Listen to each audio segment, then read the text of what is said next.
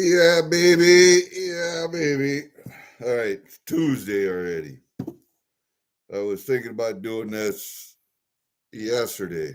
However,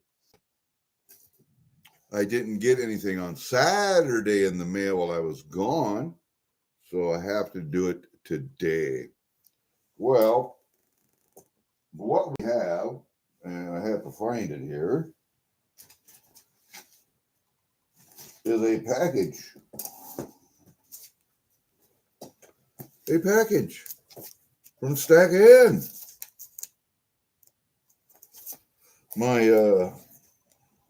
My bear trap is here. I believe my bear trap is here. So what we're going to do is just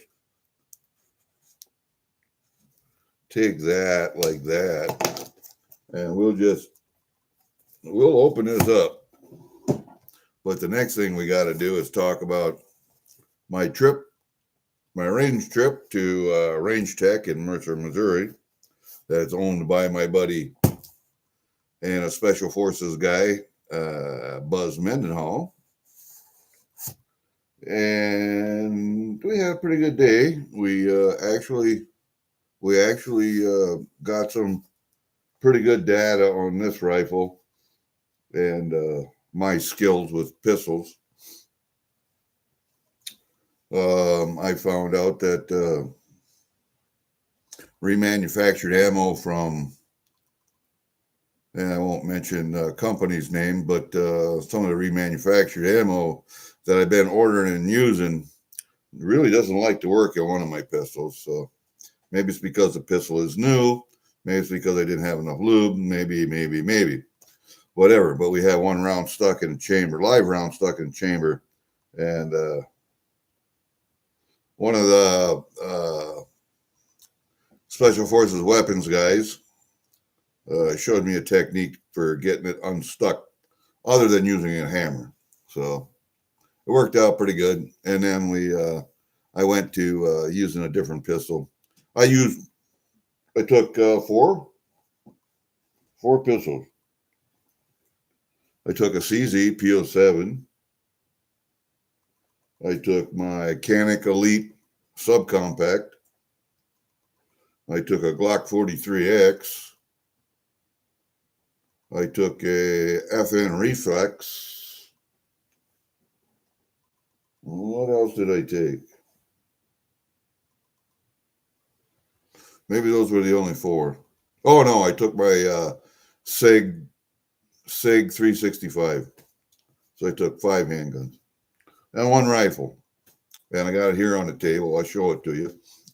But I was hitting steel. Now you have to know that. Hey, Humble, how are you, buddy? Yeah, it's probably the ammo because it's remanufactured stuff. So they buy old brass. You can send them your old brass. They will pay you for the brass, but you have to pay the shipping on it. So they reload it, remanufacture it. So yeah, I can see where the ammo was probably the problem. I don't know. Well, we'll get to that. But this rifle here I bought from a relative that had committed a suicide, a self-deletion, not a, yeah, I can't say that other word. Yeah. No, he committed suicide. And he had 3 gun safes full of guns. He was an avid reloader and a shooter. And he had a long range out behind his house. And he could sit on a patio and shoot. It was covered patio, so he was out of the rain, and he could shoot probably 600 yards. And I bought this gun, this long gun, and one pistol from his estate, and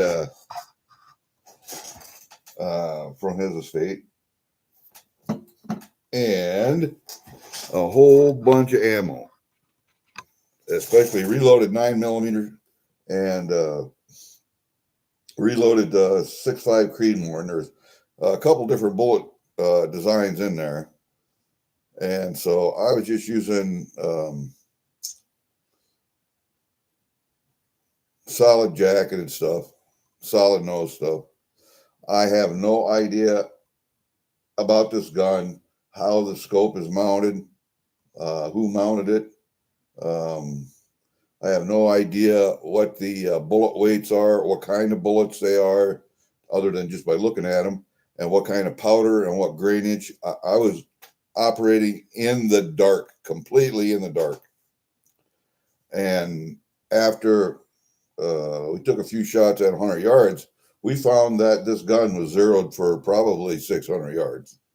He probably had it dialed in at 600 yards, and I had to dial it back. So we dialed it back to 100 yards, and I had to get used to the stadia lines under the crosshair for yardage.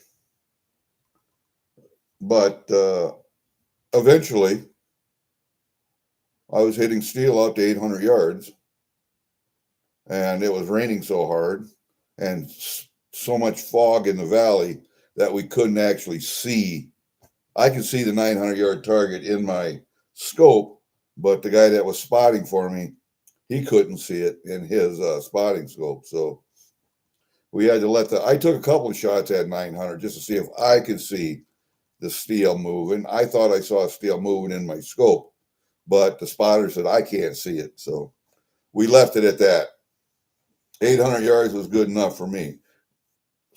StackANN, why are you not blue?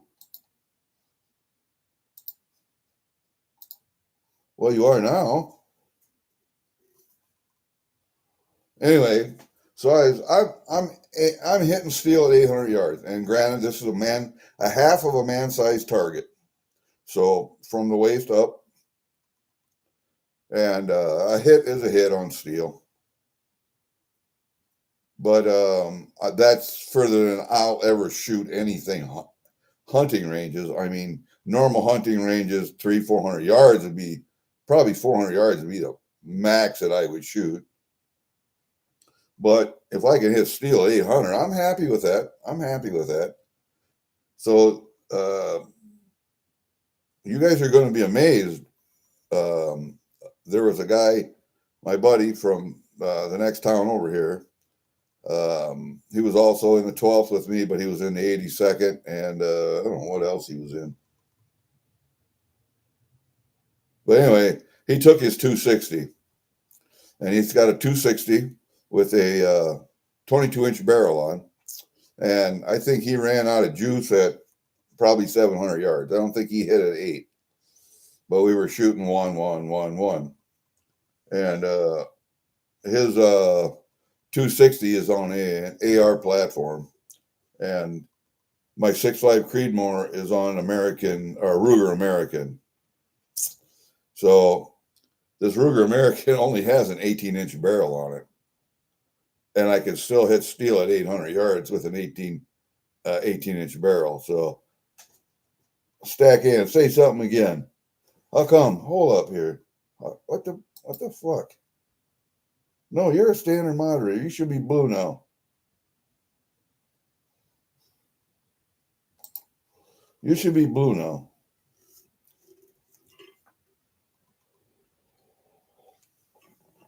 Anyway, that was our trip down Range Tec. Great facilities. I mean, covered shooting positions, concrete, elevated. The pistol houses were all steel, pneumatically set up targets. Left, right, speed trees. Anything out to 25 yards had paper targets so you could zero.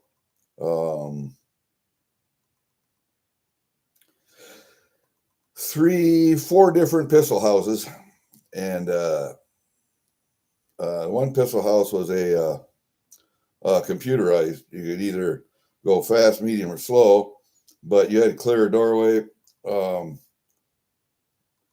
and fire, and the computer would pop up 3, 2, 3 targets at different ranges.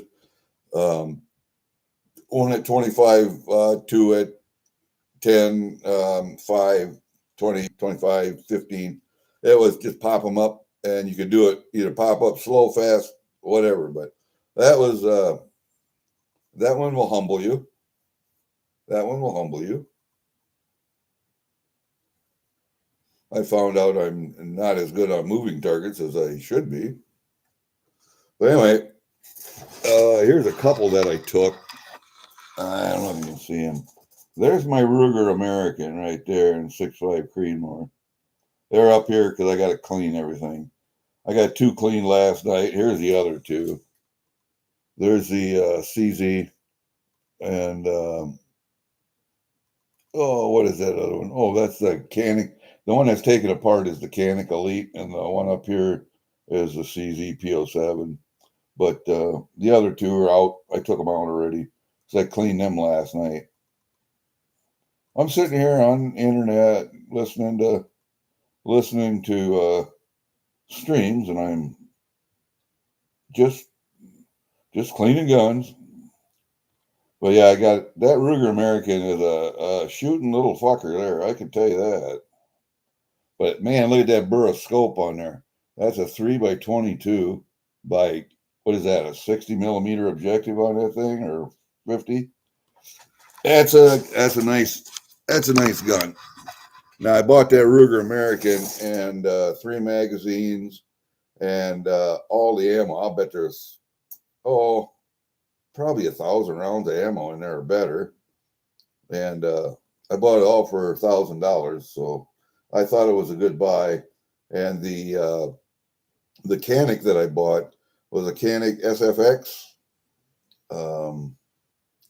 So a full-size pistol, but I also have an SFX, so I bought this one because I know how good a pistol it is. And shoots like a dream. I won't carry it because it's too long. It's too much of a pistol to carry because it prints too bad. But it's a hell of a range gun. So I bought that one for $300. I bought this for $1,000, and I thought I got a really good deal. And the amount of reloaded 9mm ammunition I got with that, there's probably 5,000 rounds of reloaded ammunition. So nope, no 40 cal for me. Nope, no 40 cal. If you're going to go with a 40 cal, why in the hell wouldn't you get a 10mm? I mean, I'm not gonna question your decision to buy a 40, and you might be comfortable shooting that. But as far as power and diameter, might as well shoot a 10mm because that's a 41 cal, but it's got so much more power than a 40. What a 40 was a compromise between a 9mm and a 45. That's what a 40 was. People couldn't handle the recoil of a 45. They didn't want a 9mm because it was too small. So they went to a 40. And that's why it was developed. I won't have one, but that's just me. And I'm not a big Glock guy, although when I tried shooting the 43X, that gun fit my hand really well. So I bought one. I borrowed a buddy's. I shot it. And I liked it because the grip angle is slightly different than 19 or 17. So I went with a 43. I shoot it pretty well. But like all of my guns, I need more practice shooting. More practice. And everybody, we say it all the time. You can have a gun, you can carry a gun, but if you don't practice with that gun, you're basically useless. So I got to practice more. I have targets out here. I got to drag them out of the shed, set them up, get my shooting table out, whatever, but I got to practice more. I never liked Glocks either, Humble. Never liked Glocks. One reason I don't, is because I didn't like how they looked. Big, blocky, just there's no artistry to them at all. However, they work, they function. You can throw them in oil, sand, and it doesn't matter. Glocks work. And the other thing I didn't like about Glocks was the grip angle. I hate that grip angle. God. And I can't touch these other guns to show you the difference in grip angles, but Glock is just too much of a can't. And you really got to get used to them. You really have to get used to that grip angle. But the 43X had a grip angle that was just a little bit, like maybe a half a degree. They changed the grip angle. They went back in their subsequent models, they went back to their other grip angle, but that 43, it seemed like they canted it down maybe a half a degree. And I can shoot it. I have 2 Glock 19 clones from Bear Creek. Might be from Bear Creek. But I don't like shooting them. I don't. I have them, but I don't like shooting them. But anyway, and they're ugly. They're an ugly gun. Just an ugly gun. No artistry to them at all. But they weren't made to look good. They were made to shoot. And they do that very well. And they do that very well. Oh, my thumbnail. My thumbnail for this video. You see that knife that's laying there? That was the first knife I ever made. When I started making knives, that was the first knife I ever made. I never sold that one. I have that one downstairs. So there you go. Anyway, yeah, I got a couple of knives the other day, and I'm waiting on one. It's supposed to be here. It was supposed to be here Saturday. It's supposed to be here Monday. It's not here yet from Cold Steel. And back in the day when I retired from the military, my team gave me 2 knives. They gave me a V43 dagger in a display, and they gave me one that I could use. They gave me a Cold Steel Master Hunter, and I used it for a couple, 3, 4, or 5 years. And I had it out in the shed. We were skinning deer one night, and lo and behold, that knife came up missing. So one of my quote unquote friends fucking borrowed my knife and never brought it back.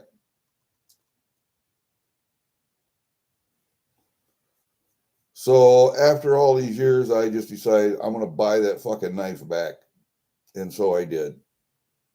I bought another one. And it's supposed to be here. And I'll show it to you when it gets here. Hey, JJ, what's up, buddy? Where did StackANN go? She was supposed to say something again. Horseshoe knife, huh? Probably be better steel than some of the railroad spikes I've tried. I made one out of the jaw of a pipe wrench, too. You know, the upper jaw on a pipe wrench? I took that out, straightened that out, hammered her down. I made a good knife out of that one.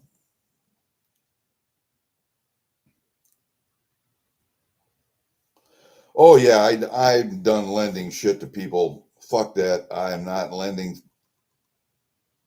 I have a quote-unquote friend that I lent $1,300 to. And now I haven't heard from him in 2 years. Won't answer his phone. Won't answer my text. Won't answer messages on Facebook. He just fucking ghosted me. All right. I got you, buddy. I got you. If I ever see you, I will punch you in the fucking face right from the get-go. Won't say hi, won't say nothing. I'll just extend my hand like I'm going to shake your fucking hand and punch you right in the face.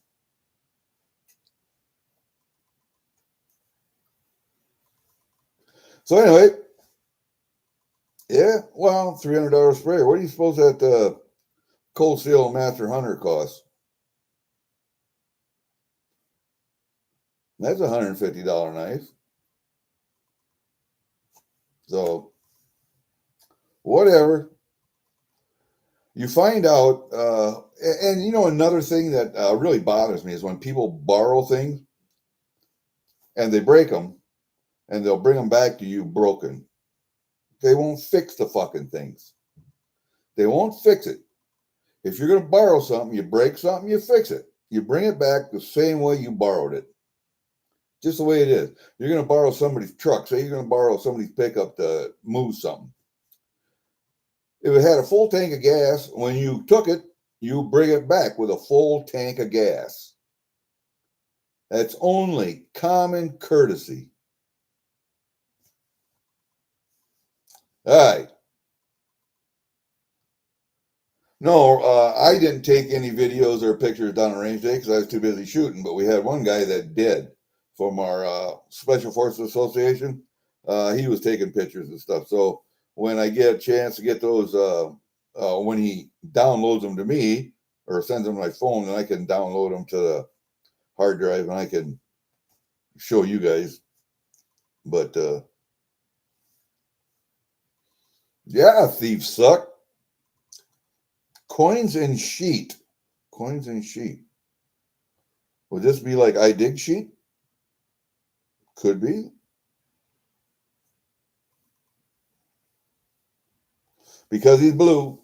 Yep, I thought so. I don't know why YouTube's doing this at name. I don't understand that. Some streams it's on, some streams it's not on. The only thing I can tell you is that your channel name and your handle or your nickname are different on your YouTube channel, and you can go in and change that. So if they're different, it will call you one or it'll call you the other. And I made both of my names the same because my nickname is not Goomba Gary. That's the name of my channel, but it was calling me something else and people didn't know what the fuck it was. So I just changed everything back the way it was. All right. We got this little, I'm really excited for this one because I had put this one away and I thought, oh God, I'm going to be trying to win this thing.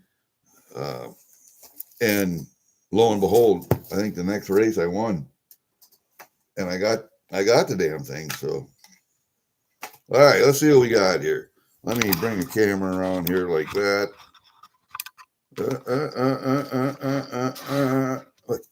Like that.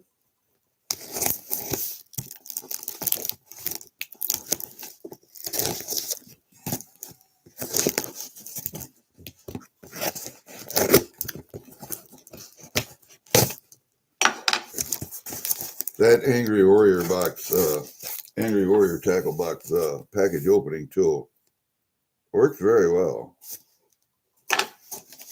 I'll keep showing it to you. Hey, look it. Look what she put in my box. Look what she put in my box. Ha ha. That goes in my box with my other little notes. All right, take this out of here, take this out of here, take this out of here. Nothing in there. Nothing in there. Got one in here. Oh, got one in there, fell out. And nothing in there. Oh, that was a big box for a big box with lots of packaging for a couple little items there. Well, let's see what this one is, should we? And we're going to need a different package opening tool. Get on there.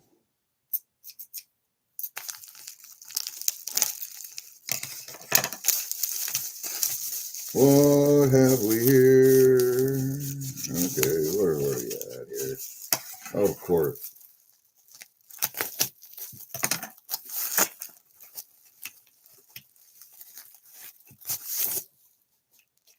There's one here that I'm really interested in. What did I get here? Oh, I got this one for my daughter for Christmas. She's a cat lady. I have it on that site. The Perfectly Silver Series. Yeah, so my daughter's going to get that one for Christmas. All right. Here's the one that I am really excited about. If you can see that, that, my friends, is a trap. They don't call me Mr. Trapper for nothing. That's the back of it. So it's a stacker. But look at how tall that is. And it comes in its own custom little case. That's nice. That's nice. And y'all don't get your panties in a wad. You know that teeth have been outlawed in traps for many, many, many, many years. Now we use stiff rubber in jaws on some traps. Just rubber. Got steel jaws, but it's got rubber inserts. So there you go. That's those two.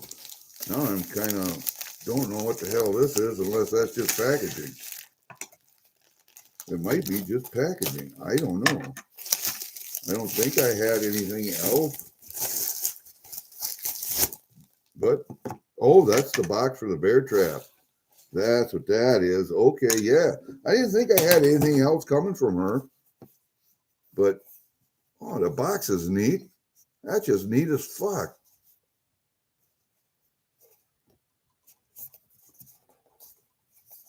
She says, bear trap, non-stackable. Oh, yeah. Nice.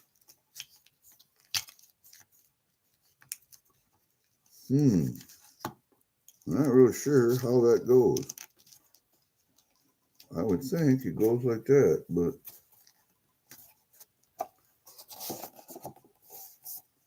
huh. Well, it does. I don't know why they have this on the top because it doesn't show anything. Unless, of course, this comes out of here.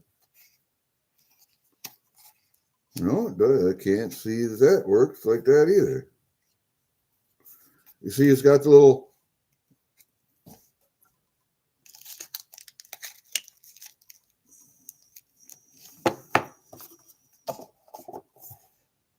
so is it supposed to set like that? I don't know why this would be in there then. Except just for,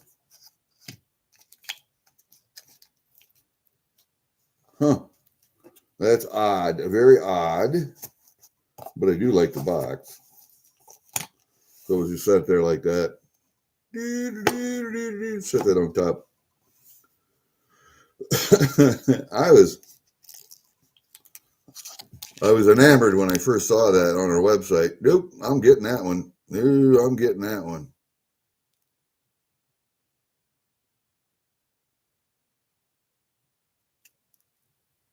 I like that. That's nice. All right. So I guess maybe what we'll do here, where's my, there they are.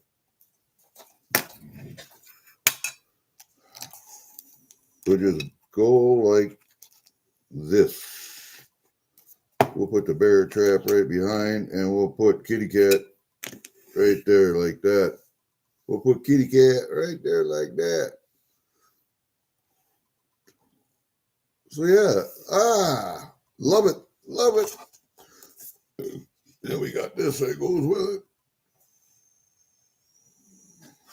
StackANN always sends the best little thank you cards, always. And I kind of wonder where she got the owl ones from. If she had to have them custom made or what.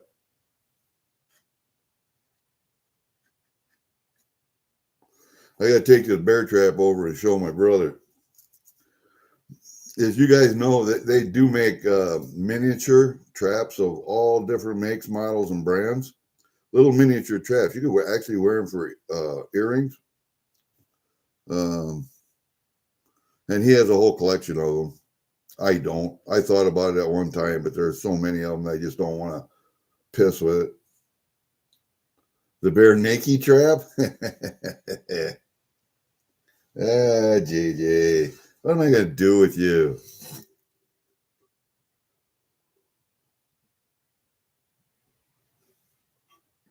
All right, what I got to do is I got to run to town.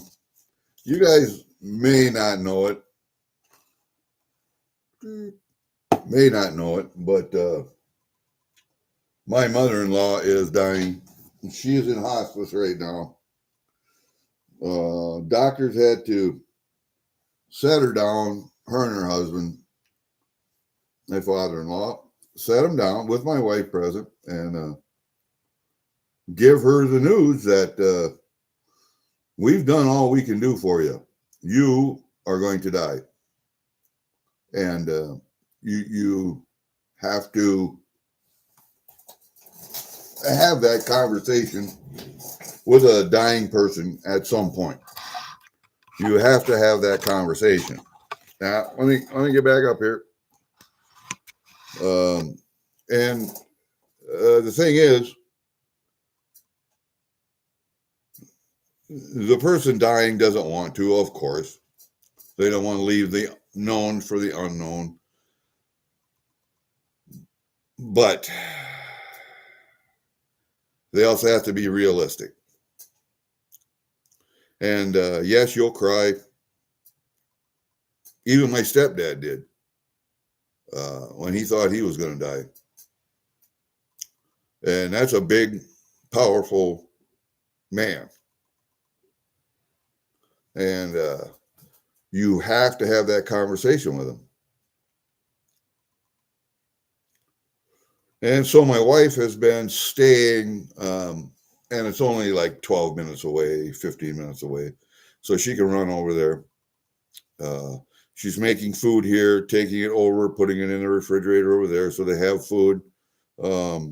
Because it's like any old farm family, you know, the husband worked out in the field, wife stayed home.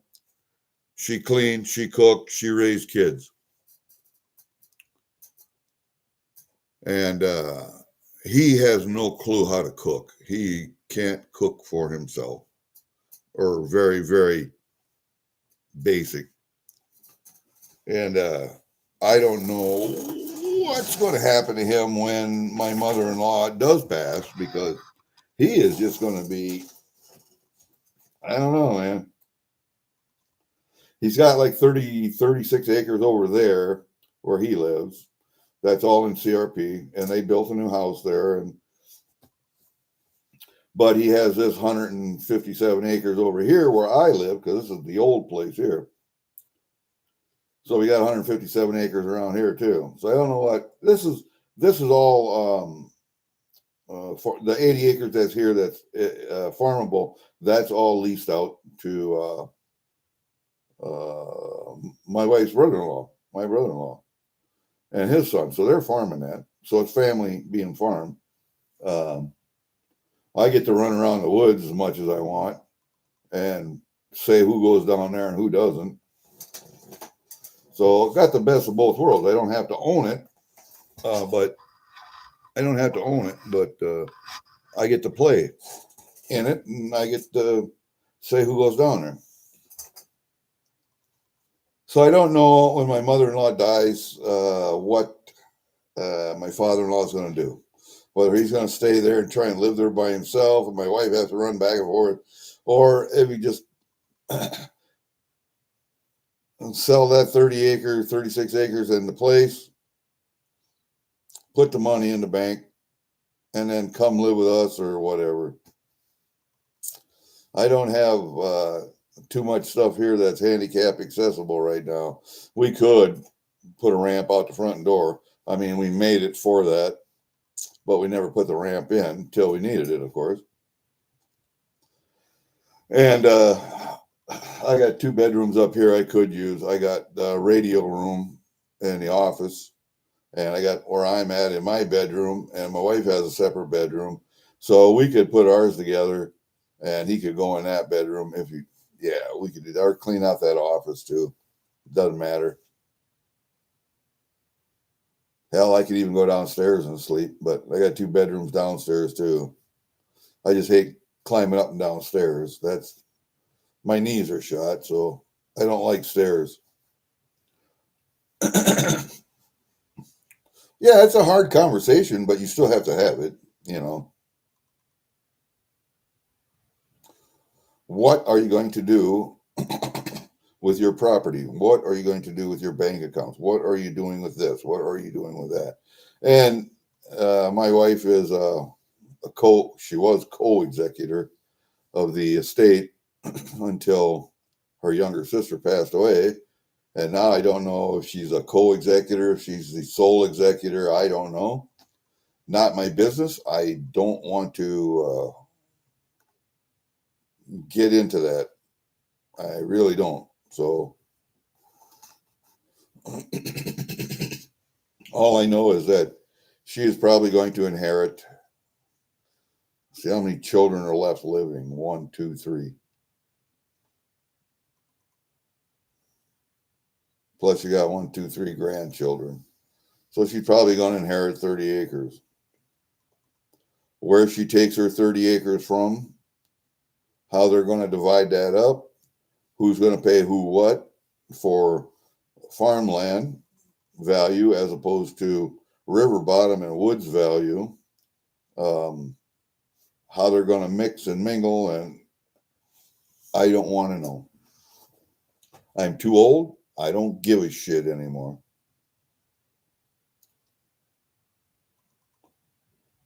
Back when I was younger, I asked Alan if he wanted to sell the 80-acre river bottom. He said, why don't you just buy it all?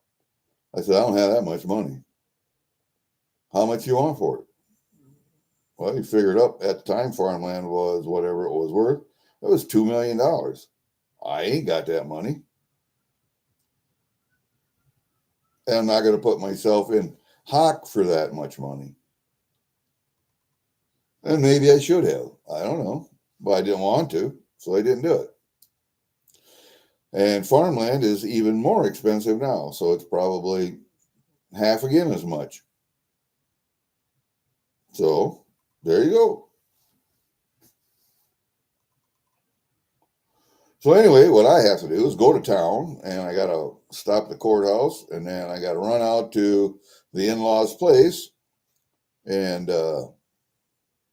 because town for me is 12 miles away.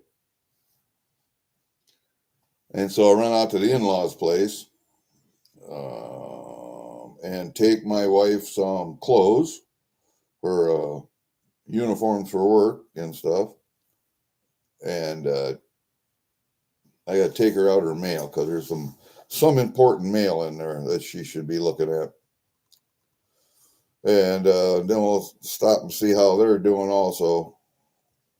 Well, I'll take it out to the in-laws' place, but I'll stop and see how they're doing. And then come back home, and I got to take the chimney cap off my wood burner and get it ready to go. I'm basically ready to go with the wood burner, but I got to clean some ash creosote out of the inside. I put the bracket back on for the gas burner that's in there, so wood doesn't stack up onto the opening for where the flame shoots out. But other than that, I'm ready to go. I think gas was. Oh, I got to stop at the elevator. When we filled up 100-pound gas barrels, they're 100-pound gas tubes instead of 20-pound. Like you put on your grill. These are 100-pound. They stand that high. Same diameter, circumference. Anyway, they're just taller. They hold 100 pounds as opposed to 20 pounds. You have to take them into the elevator to get them filled because they have to weigh them as they're filling them. So you get 100 pounds. Anyway, they're supposed to check them for leaks when they do that. When I took 2 of them in there to get filled, they didn't check them. Loaded them back up in my truck. Off we went. Went to hook up my stove and check out the gas on that. I had them all hooked up. No gas in the one, and we turned on the other one, and soap and water fucking thing. It was just spewing gas out of the valve. So I took it back in. I said, I'll tell you what, guys, when I brought these 2 in, you were supposed to check them, fill them and check them. And obviously you didn't check them. The gas all leaked out of this one. So what I'm going to do is I'll pay for the new valve that goes on, but you're going to refill it for free because you should have checked that and you didn't. So we'll see what they say.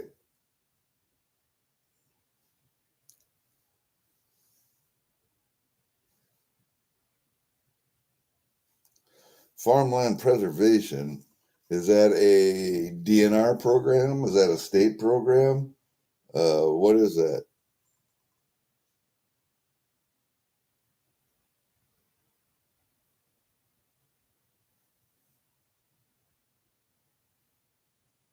And yes, there are different programs I could put this farm ground into also, and the wood ground into also. I don't really want the farm ground. Don't really want it. It's not the best farm ground. It's clay and limestone. That's what this is here, because it's right up the top of the river valley. I would be more interested in the river bottom itself and the trees, the bottom. That's 80 acres there. Well, 80 times, let's just say it's at $3,000 an acre. Well, it's 80 times 3,000. Come on. Oh, shit. I don't know. My phone turned off when I was sleeping last night. There you go. It turned it on. Well, that's 4 zeros, and 3 times 8's 24, so 240,000, $250,000.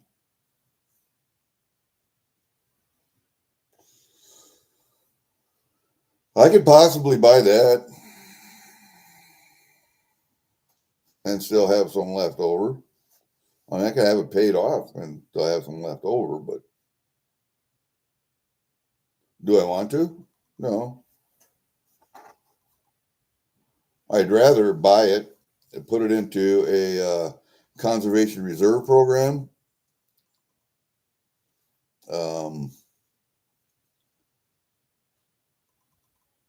Or a forest reserve program, not a conservation reserve, but a forest reserve program.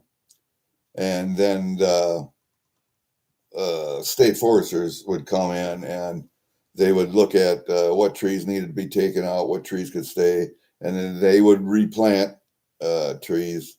And some of that cost would be on me, but most of that cost would be on the state. And it could be a program for public hunting, which I don't want, or it could be I could lease it to a private individual for hunting. That way I have 1 or 2 people with access to the property instead of everybody having access to the property. You understand what I'm saying? So I just haven't looked that hard. And I'm not sure I want to spend all of my money on a piece of property. Some of it would be fine. All of it, no. Diversification is the key. Diversify. Yes, you have a little property, you have a little gold, you have a little silver, you have a little platinum, you have a little palladium, you have whatever else you're invested in. Hard physical assets. Yes, they don't make any more ground. Understand that.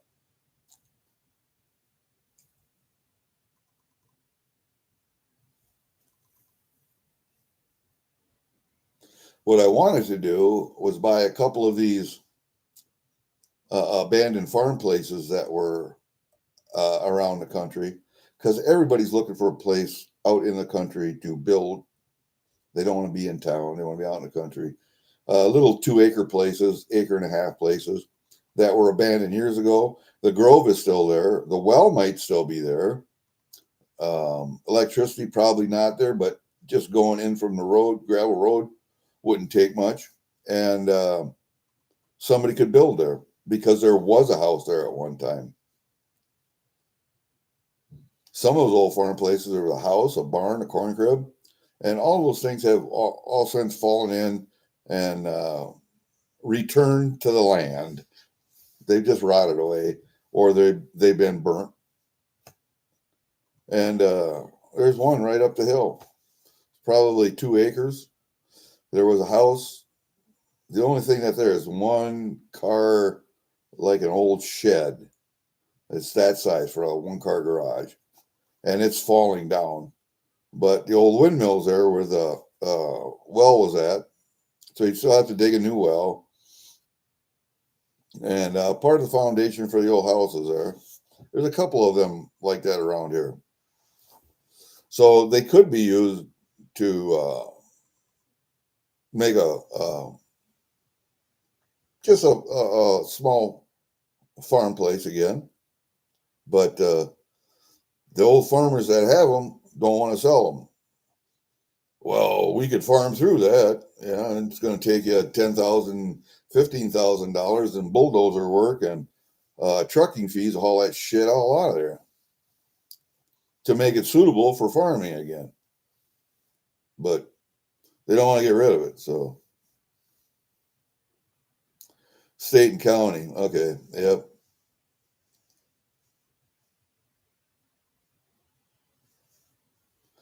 You know, JJ, those old farm places, you're going to find more junk there. You may find 1 or 2 treasures, but you're going to find more junk there than you ever thought possible. Nuts, bolts, nails, God, you name it. You're going to little bits of chain, little pieces of steel from everything.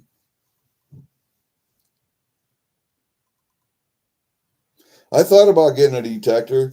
I'm not real sure I want to get down on the ground and fucking dig that much crap up just for the 1 or 2 little treasures. So I don't know, man. It's just a bear trap.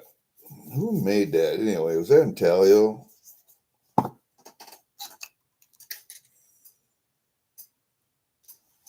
Hold up. I gotta look. I don't know.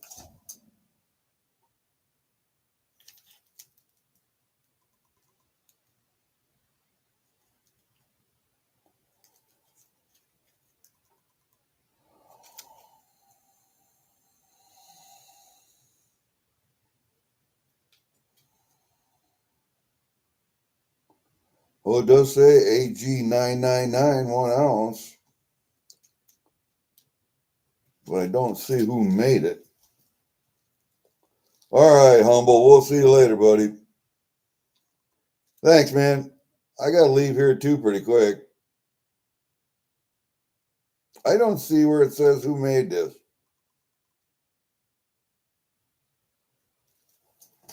I thought maybe it was in Talio, but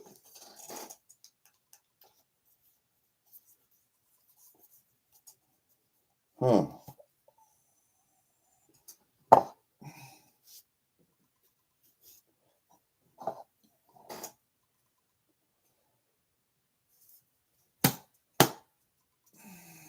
No, I think that's stuck in the bottom there pretty good.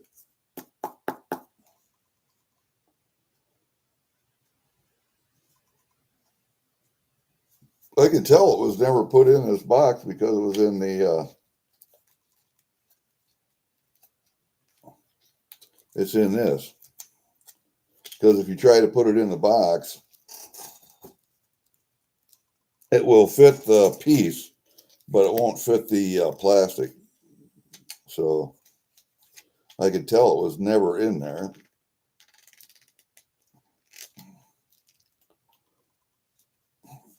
It'll fit.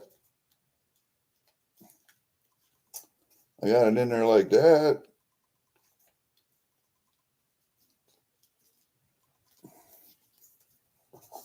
Well, why would you have this on top of that like that? See, I don't understand that. So you got a window in here, right? So you can see it from above. Well, if you put it in there like that, you can't. So the only thing it could be is if it were like that. So you had to leave this piece out, which is goofy, but hey, you know. All right, we'll leave little kitty cat up there. I guess that's what we're going to do for today. We're done. We're done for today. It's real close to an hour anyway, and I got to go to town. So, oh, hey, you know what? I bought another gun.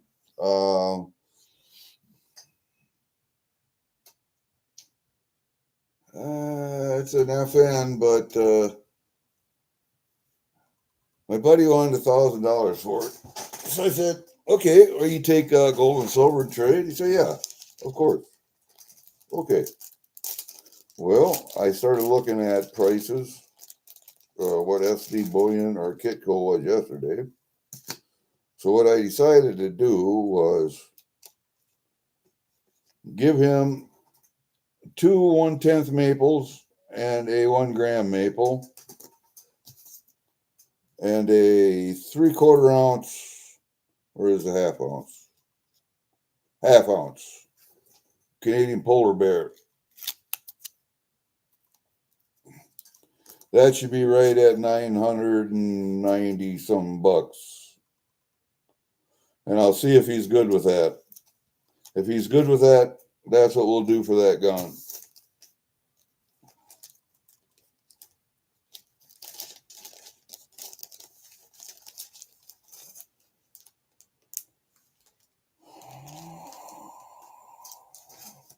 $17.88 Vermont. See you in York County. 88 Vermont in York County. Really? Well, then maybe it'd be worth buying a fucking single frequency analog detector, just a cheap one. 300 bucks maybe. Go out and do a little detecting and digging. I think I'd have to have a pinpointer also, but I don't know. I could.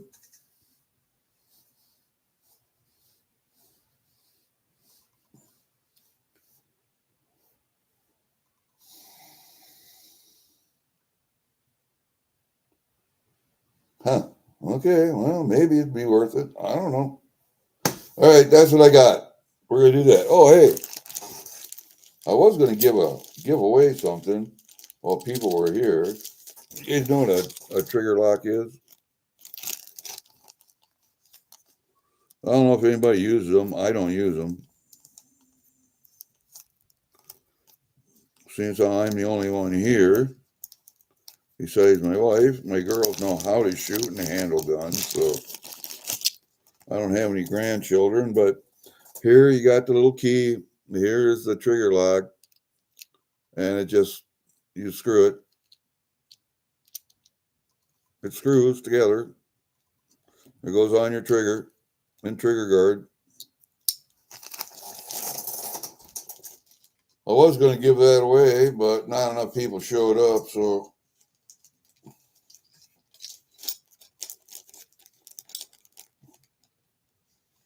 that's all right. We'll save it for another day. And then somebody asked me about one of these little pans, and I can't remember who it was. They said they wanted one. I got like 3 or 4 of them, so I said, okay, I will send you one, but I forgot who the hell it was. Now, if anybody can remember who it was, I don't know. 2 counties east of you, huh? Well, there's hope for you then, buddy. There's hope for you to make money. All right, that's it, guys. 55 minutes, that's it. I'm going to call her and go to town and then go see my in-laws. All right, we'll see you later. Peace out.